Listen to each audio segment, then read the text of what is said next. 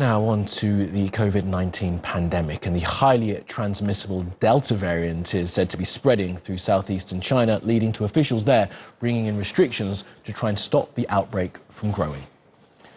Now, at least 100 cases linked to the Delta strain have been reported in 3 cities in Fujian.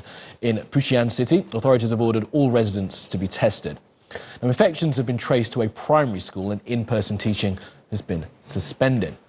Provincial authorities have imposed travel restrictions on all citizens, and no one is allowed out of the region. The tourist hub of Xiamen has gone into lockdown just 2 weeks before the national holiday. Many events planned to celebrate the Mid-Autumn Festival have now been cancelled. Well, let's get some analysis on exactly what is happening with this Delta strain of the COVID-19 variant. And by speaking to Dr. Bharat Pankhania, he's a senior clinical lecturer and joining us from the University of Exeter's Medical School in the UK. Dr. Pankhania, it is always good to speak with you. So what is happening in China? How concerning is it that the Delta variant seems to be spreading there? So the Delta variant is much more infectious than the original wild strain of the SARS-CoV-2 virus.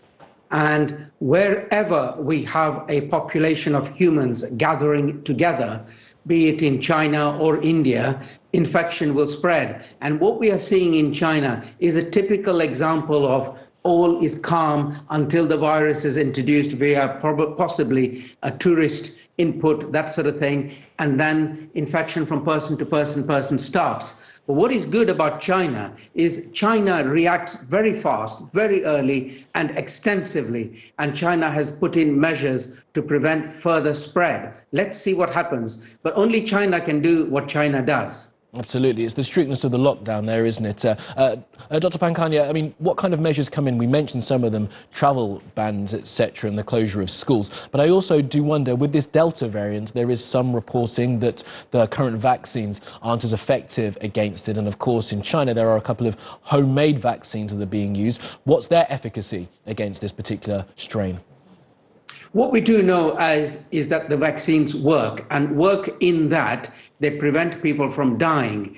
Unfortunately, they don't work that well in preventing mild to moderate infections in the immunized population, even with the homemade Chinese vaccine, which incidentally is very good, not absolutely perfect in that it prevents mild or moderate infections. But what we have to do is immunize, and immunize extensively. At least that way we prevent people from dying.